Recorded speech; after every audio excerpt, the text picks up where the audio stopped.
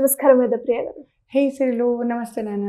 So బేసిక్గా మనము ఎన్నో వీడియోస్లో మనం మాట్లాడుకున్నప్పుడు కోపం గురించి కూడా మనం మాట్లాడుకున్నాం. కోపం ఎందుకు వస్తుంది అని. అలా ఎవరి మీదైనా ఒక మనిషి మీద మనకి కోపం వచ్చినప్పుడు ఒక మనిషి ఎన్ని రకాలుగా ఆ కోపాన్ని తీర్చుకుంటారంటారు. తాకట్టులో ఉన్న బంగారాన్ని విడిపించి ఆ రోజు ఆన్లైన్ రేటుకే మేము కొంటాం. Sharma gold company. మేడం, ఇలా మాట్లాడాలి అనుకోవాలి, కానీ మాట్లాడకుండా నేను ఇరిటేట్ చేస్తూ ఇలా కూడా కోపం తీర్చుకుంటారు. Okay okay, when you are eagerly waiting for my revert, you know that you are eagerly waiting, but still I wantedly delay.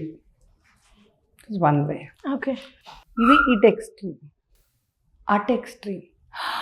సిరిలు ఎప్పుడు వచ్చావు, నువ్వు లేకుండా బతకలేను అస్సలు, morning afternoon evening night phone ఎందుకు చేయవు అసలు అంటూ ఎక్స్ట్రీమ్గా నీ మీద కోపం ఉంది అన్నట్టుగా చూపించేలా బిహేవ్ చేయడం. Shakuni for the good example. Shakuni never loved their family, కానీ వాళ్ళ ఇంట్లోనే ఉంటూ వాళ్ళని చంపించాడు. Is a perfect example for కోపం, right? At the same time కోపం ఉన్నా కూడా కర్ణుడు ఇన్సెక్ట్ కొట్టేటప్పుడు కోపం వస్తుంది, but still he did not move. ఒకరి మీద కోపం ఉన్నా కూడా వాళ్ళకి అసోసియేటెడ్ వాళ్ళతోని మనకు ఒకవేళ లాయలిటీ ఉంటే ఆ కోపం మౌనంలో దిగమింగుకోవడం, that is another revert of కోపం. ఓకే, ఇంకొకటి, సిరి ఎందుకు ఆ కలర్ శారీ వేసుకున్నావు, నీకు అసలు ఈ కలర్ సూట్ కదని నీకు తెలుసు కదా, కావాలని కించపరిచేలా మాట్లాడడం. ఇది ఇంకొక వే ఆఫ్ ఎక్స్ప్లెయినింగ్ కోపం. ఇంకొకటి, పెద్దవాళ్ళు వచ్చినప్పుడు, ఇంట్లో ప్రొఫెషనల్లో వచ్చినప్పుడు, ఓ మై గాడ్ సిరిని ట్రస్ట్ చేస్తున్నారా, సిరిని వర్క్ని ట్రస్ట్ చేస్తున్నారా, సిరి గురించి అసలు మీకు ఏం తెలుసు అని ట్రస్ట్ చేస్తున్నారు అంటూ నీ లాయల్టీ క్వశ్చన్ చేసేలా ఇంకొకరితోని మాట్లాడి నిన్ను ప్రొఫెషనల్లీ కిందకి తీసేలా బిహేవ్ చేయడం ఇంకొక కోపం రివర్ట్. ఓకే, ఆస్తిపరంగా చాలా మటుకు కోపం రివర్ట్ చేసేటప్పుడు వాళ్ళ బిహేవియర్ మనకు తెలుస్తుంది. ఓకే, ఇప్పుడు ఈ తోటి కోడళ్ళ ఇష్యూస్లలో చూడండి, ఒక కోడలేమో నేను ఎన్ని చూసింటావా, రైట్? ఒక కోడలేమో అందరు బట్టలు ఉతికితే ఇంకో కోడలేమో వాళ్ళ బిడ్డ మాత్రం మడత పెట్టుకొని లోపల పెట్టుకుంటుంది. కోపం రాదా? వస్తుంది, కానీ చూసి చూడనట్టు ఉండడం ఒక రివర్ట్. ఈ పొజిషన్లో లేదు, అట్లెట్లా చేసేది రువి అని హస్బెండ్ రాగానే 3 గంటలు ఇక్కడ గొడవ పడడం, అదొక రివర్ట్. అది అలా ఎలా జరిగింది, నాకు ఇప్పుడు ఆన్సర్ కావాలి, నాకు సారీ చెప్పాలి అని అందరిని కూర్చోబెట్టి పంచాయతీ పెట్టడం, దట్స్ అనదర్ రివర్ట్. ఒకటే స్టోరీలో. సో ఈ 3 డోసేజెస్ ఆర్ డిఫరెంట్. కోపం ఒకరి మీద చూపియాలి అనుకుంటే ప్రత్యక్షంగా నీ ముందు చూపించవచ్చు, పరోక్షంగా నువ్వు లేనప్పుడు చూపించవచ్చు. ఇప్పుడు కాలేజెస్లో ఒక టీచర్ దగ్గర వాడికి వాడేదో అన్నాడు, టీచర్ కోపం వచ్చింది. టీచర్ ఏం చేస్తుంది? మార్కులు తక్కువ చేస్తుంది. టీచర్ ఏం చేస్తుంది? ప్రాజెక్ట్ దగ్గర క్రియేట్ చేస్తుంది ఇష్యూ. ఇది కూడా కోపం రివర్టే.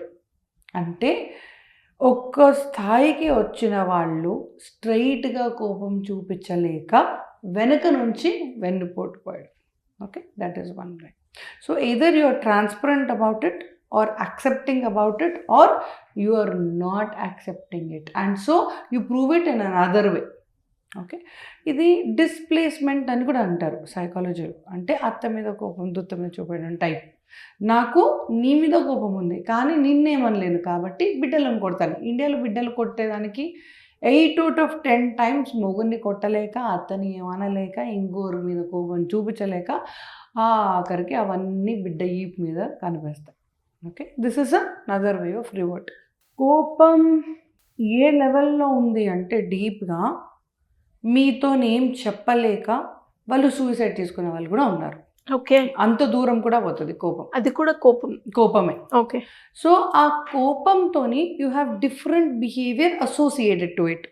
ఇప్పుడు పర్సనల్గా నేను చిన్నప్పటి నుంచి పులిలాగా పెరిగినాను అనుకోండి, యూ సీ మీ స్ట్రైట్గా వస్తా, స్ట్రైట్గా పోతా, ఎవరి దగ్గర కుస్పూస్ కుస్పూస్ కుస్పూస్ వినిపించదు నీకు. I'm pretty much a transparent person. నాకు కోపం వచ్చినా అది ట్రాన్స్పరెంట్గానే కనిపిస్తుంది, దేశమంతా కనిపిస్తుంది. ప్రేమ వచ్చినా దేశమంతా కనిపిస్తుంది, కోపం వచ్చినా దేశమంతా కనిపిస్తుంది. This is one way of కోపం, because it is associated with that behaviour. అదే ఈ నల్లికుట్లోళ్ళు అంటారు. ఓకే, అంటే తేల్కొండోళ్ళు, నల్లికుట్లోళ్ళు, చెదర్ కింద బిహేవియర్ ఉండేటోళ్ళు. అంటే వాళ్ళు ఏంటంటే they never put it out.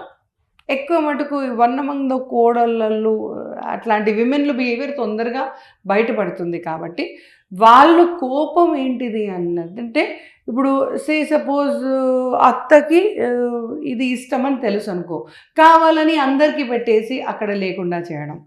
ఈ ఆడవాళ్ళ గొడవలు ఎట్లా ఉంటాయంటే కోపంగా స్పెసిఫిక్ ఎంత చిల్లరి అంటే యూ ఫీల్ 3 రూపాయల కోసం ఎందుకు కొట్లాడుకుంటారు 30 కోట్లు ఉన్నోళ్ళు అనిపిస్తుంది, రైట్? ఆ చిన్న చిన్న వాటిలోనే గిటర్ పిటర్ డబ్బలలో రాలేసినట్టు కొట్టుకుంటూ ఉంటారు. ఇది ఎంత బాగా చేస్తారు అన్నది మీరు సీరియల్ చూస్తే ప్రూవ్ చేసుకోవచ్చు. ఎన్ని సీరియళ్ళు నడుస్తున్నాయి, ఎన్నిసార్లు ఎపిసోడ్లు నడుస్తున్నాయి, ఎన్ని టైమ్స్ వాళ్ళు రిపీట్ చేసుకొని వేస్తున్నారు అన్నది ఈ కోపం ఒక్క వర్డ్ నల్లికుట్ల బిహేవియర్ అంటారంటే గోయింగ్ అరౌండ్ ద బుష్. అలాంటి వాళ్ళ కోసమే ఈ సీరియళ్ళు బేసికలీ ఆద్యం పోసేది ఆ ఒక్క బిహేవియర్. ఓకే, కోపం ఇంకొకటి యాక్సెప్టెన్స్ లెవెల్తో ఉన్న కోపం. యాక్సెప్టెన్స్ లెవెల్తో ఉన్న వాళ్ళు నాకు కోపం ఉంది ఆ మనిషి మీద, కానీ బురద మీద రాలేస్తే నా మీద చిట్లుతుంది కాబట్టి నేను దాని గురించి ఏం చేయదలుచుకోలేదని ముందుకెళ్ళిపోవడం. That is another way of కోపం. All right. ఇంకొకటి, ఒకరి మీద కోపం ఉంది కాబట్టి ప్రెగ్నెంట్ విమెన్ ఉన్నా కూడా బిడ్డను చంపేయగలిగేంత క్రూరత్వం ఉండడు. బా, ఓకే, తల్లిని నేనేం చేయలేను తల్లి నన్ను వద్దన్నది కాబట్టి బిడ్డని రేప్ చేసి చంపేస్తా అన్న కేసెస్ నేను చూశాను. ఆ కోపం ఏంటి, జనరేషన్స్ టుగెదర్. బిడ్డకి ఆయన ఎవరో తెలియని కూడా తెలియదు, బిడ్డ చేసిన తప్పేంటి. తల్లి కాలేజ్ టైంలో మరి ఆ పిల్లగాడు చదువుకున్నాడో చదువుకోలేదో, ఫర్ వాట్స్ ఎవర్ రీజన్ ఆ పిల్లగాడు వచ్చాడు, అడిగాడు, ఆ పిల్ల నో అన్నది. ఇది నాకు తెలిసిన కేసు పర్సనల్గా. అండ్ ఆ అమ్మాయి ఓపెన్గా, అంటే నేను కేసు వెనుకకు తిరిగి చూస్తుంటే I could understand the behaviour. అంటే ఎక్కడి నుంచి వచ్చిండు కల్ప్రిట్ అన్నది చూస్తే we could only get the evidence that వాళ్ళిద్దరూ కాలేజ్లో క్లాస్మేట్స్ అండ్ ఆ అబ్బాయి అడిగాడు, ఆ అమ్మాయి వద్దంది. కట్ చేస్తే ఆ అబ్బాయి నువ్వు దొరకకపోతే నీ బిడ్డ దొరకకపోయిందా అంటే జనరేషన్ చూడండి. తండ్రికి వయసు వచ్చిన వాడు ఇప్పుడు అంతే కదా, but still he raped and kill the child. కాబట్టి ఈ కోపం అన్నది అన్నిటికంటే ఎక్కువ తన కోపమే తన శత్రువు అంటారు, right? It either kills you as a human or it will kill your image as in the society. ఎటు తిరిగి కోపం మంచి చేసింది అనేది I don't know, maybe crore టైమ్స్లో ఒక్కసారి అవుతుందేమో, అది భగవత్ సంకల్పం ఉంటే. అదర్ దాన్ దాట్ కోపం ఎప్పుడూ శత్రువే. నీకు శత్రువే, నాకు శత్రువే, మన ఇద్దరికి తెలవకుండా పక్కనోడు ఉట్టి కూర్చున్నా వాడికి శత్రువే. ఇది ఎలా చెప్పాను అంటే ఒకరి మీద ఇలా ప్లగ్ తీసి బాంబు వేయడం, రైట్? అది ఏంటి, పక్క వాళ్ళు ఏదో చెప్తే వీళ్ళు పొంగి ఆ కోపంని వీళ్ళు ఇక్కడ రివర్ట్ చేసి చూపిస్తున్నారు. కోపమేగా, ద్వేషమేగా, ద్వేషం ఇస్ అనదర్ వర్డ్ ఆఫ్ కోపం, రైట్? సో ముక్కు మొహం తెలియని వాళ్ళని ఒకరిని కాదు, ఇద్దరిని కాదు, వేల మందిని చంపేయడానికి కూడా ఆలోచించకుండా ఇంకొకసారి ఆలోచించే అవసరమే లేదు అని అనిపించేలా బిహేవ్ చేసేస్తుంది ఒక హ్యూమన్ని విత్ దిస్. ఈ నక్సలైట్స్ కానీ, మావోయిస్టులు కానీ, టెర్రరిజం కానీ, these are all criminal behaviour, deviant behaviour which is coming from single root కోపం. ఓకే, ఈ కోపంకి ఇంకొక చిన్న స్లైట్ వేరియేషన్ ఉన్నది. అంటే లాజిక్ ఉండి ఒక కోపం ఉంటుంది, లాజిక్ లేకుండా ఒక కోపం ఉంటుంది. లాజిక్ ఉన్న కోపమేమో ఈ లెక్క, ఈ పత్రం, ఈ మనిషి ఇట్లా చేసినాడు, ఇందుకు కోపం, ఇవన్నీ ఉంటాయి. లాజిక్ లేని వాళ్ళకు కూడా కోపం ఉంటుంది, అది సైకియాట్రీ బిహేవియర్. అంటే ఏంటి, ఒక అమ్మాయి 13 years వచ్చింది అని 13 years ఉన్న వాళ్ళందరినీ చంపేయడం. ఓకే, నేను చామంచాయగా ఉన్నాను కాబట్టి చామంచాయగా ఉన్న వాళ్ళు గుడ్డో బ్యాడో, ఒకవేళ గుడ్డని నమ్మాడు అనుకోండి ఏం పర్లేదు, బ్యాడని నమ్మాడు అనుకోండి వాడే అందరినీ చంపుతాడు. లేదా చామన్ ఛాయ అని ఎవడో అన్నాడు అనుకోండి, ఆ అన్నవాడు డాక్టర్ అయితే అందరు డాక్టర్లు చెప్తాడు.